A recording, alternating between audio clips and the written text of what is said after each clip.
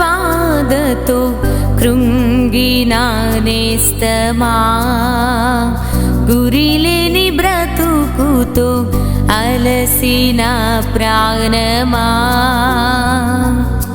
తన కరములు చాచి నిన్ను పిలుచుచున్నాడు, తన కరములు చాచి నిన్ను పిలుచుచున్నాడు. ఆదరిస్తాడు, ఆదరిస్తాడు యేసు ఆశ్చర్యకరుడు, యేసు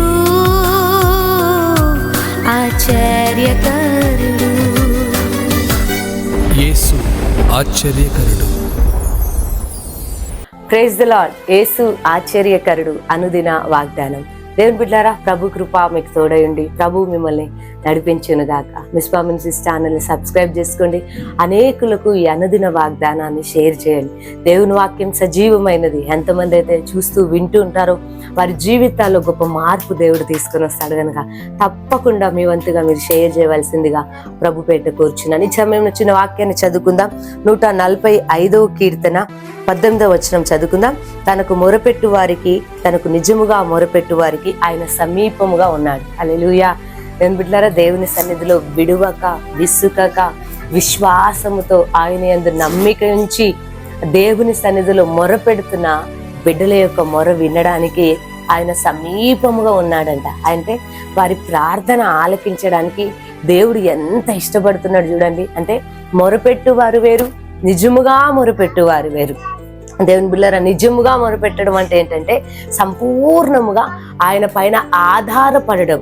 కాబట్టి ఆయన పైన సంపూర్ణంగా ఆధారపడి నీవే మా దిక్కయ్యా, ఇక మీరే మమ్మల్ని నడిపించాలి అని ఎంతమంది అయితే విశ్వసిస్తారో, ఎంతమంది అయితే దేవుని సన్నిధిలో విడువక విసుకక ప్రార్థిస్తారో వారి ప్రార్థన ఆలకించి వారికి సహాయపడడానికంట వారికి సమీపంగా దేవుడు ఉంటాడంట. హల్లెలూయా. ఈరోజు నీ ప్రార్థన ఆలకించడానికి ఆయన నీ సమీపమున ఉన్నాడు. ఎవరు ఉన్నారో, ఎవరు నీ ప్రార్థన వింటున్నారో వినట్లేదో కానీ దేవుడు మాత్రం నీ ప్రార్థన వింటున్నాడమ్మా. దేవుడు నీ ప్రార్థన ఆలకించి నీకు సమీపంగా ఉండి ఉత్తరం దయచేయబోతున్నాడు. ఎందుకు సమీపంగా ఉన్నాడో తెలుసా? నువ్వు దేని కొరకైతే మొరపెడుతున్నావో ఇదిగో ఆ మొరంతా విని నీకు సహాయపడబోతున్నాడు. ఏ విషయమైనా ఇదిగో నువ్వు ప్రార్థిస్తూ ఉండొచ్చు.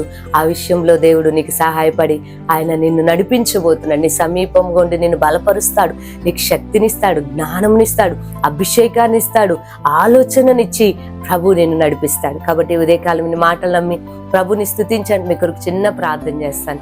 సర్వశక్తిగల దేవా నీకు స్తోత్రం. ఎంతమంది బిడ్డలైతే అయ్యా విడువకనైనా నీ సన్నిధిలో మీరే మా ఆధారం అంటూ దాసుడు అయ్యా యజమానుని వైపు చేతులెత్తినట్లుగా నీ వైపు చేతులెత్తు మొరపెడుతున్న బిడ్డల జీవితాల్లో మీరు సమీపముగా ఉన్న దేవుడయ్యా మీకు వందనాలు నాయనా.